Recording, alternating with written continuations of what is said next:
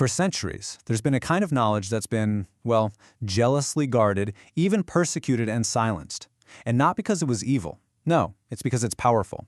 It's a secret so transformative that once you understand it, you get your sovereignty back. You're in charge of your own existence. So just know this isn't another little lecture on positive thinking. Think of this as an initiation. So I want you to do something. Just forget the laws of chance. Forget all those limitations you've accepted as truth. What if the life you're living right now, every opportunity that comes your way, every obstacle you face, what if none of it is an accident? What if it's all a projection from a source that's much, much deeper? Okay, let's just dive right into the core of it all. This is the master key, the one principle that everything else flows from, and it's this: the universe is mental.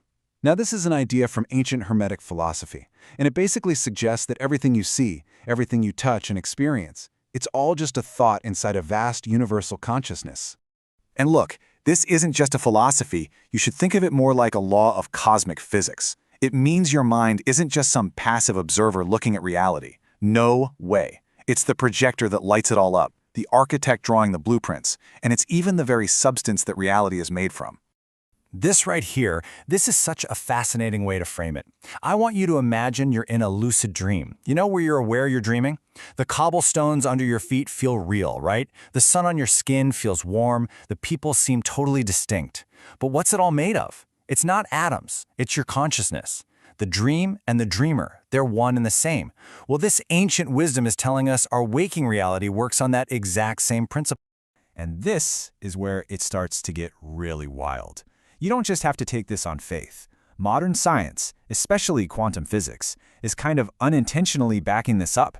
It's providing evidence that just demolishes that illusion of a solid, predictable world we've all been taught to believe in. So what does this number mean, 99.9%? It's the percentage of so-called empty space inside every single atom that makes up you, me, this screen, everything around us. To put that in perspective, if an atom were the size of a football stadium, the nucleus, the actual stuff, would be just a grain of sand at the 50-yard line. So what we think of as solid is really, well, it's an illusion. When you tap your hand on a table, it's not two solid things hitting each other. Not at all.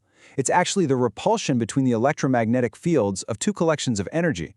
They're pushing against each other without ever truly physically touching. And that brings us to one of the absolute strangest secrets in all of quantum physics.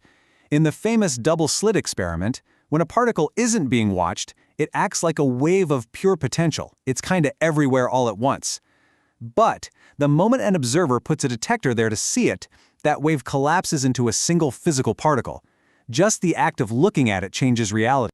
And hey, don't just take my word for it. Max Planck, literally the father of the science that describes our physical world, he came to this conclusion himself. He's saying consciousness isn't some byproduct of the universe, it's the creative force that takes infinite potential and collapses it into something we can observe.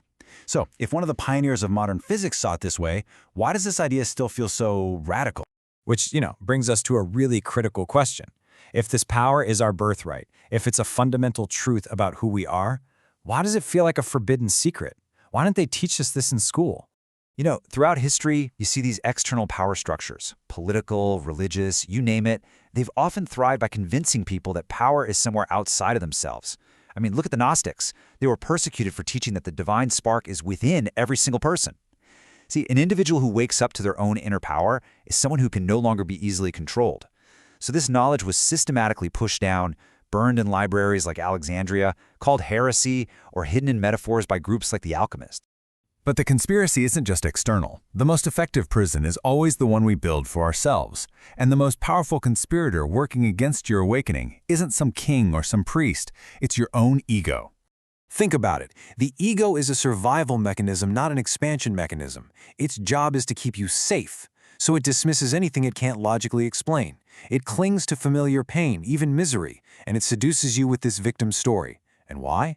Because being a victim feels safe. It absolves you of the terrifying responsibility that comes with being a conscious creator. So, we've seen the nature of reality, and we've kind of understood the prison, both the one outside and the one inside. So what now? How do we unlock the door? Let's get into the practical tools, the alchemist's keys to actually doing this.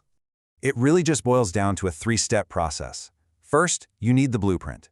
You create a vivid, super detailed scene in your imagination of what you want, as if it's already happened. Second, you need the feeling, the magnet. You have to generate that powerful charge of it already being real. Don't just think about it, you have to feel the joy, the relief, the gratitude. And third, the decree.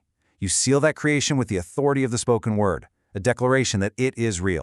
Now this slide here makes a point that is so critical. The universe is a field of resonance. It doesn't respond to the lyrics of your song, your logical thoughts. It responds to the music, your vibration, your feeling.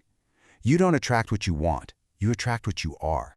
And this chart shows us exactly where that real power comes from. Your central vibrational station isn't your brain, it's your heart. I mean, scientific measurements show the heart generates an electromagnetic field thousands of times more potent than the brain's. This means your feelings, they're the true engine of creation, not just some fleeting emotions.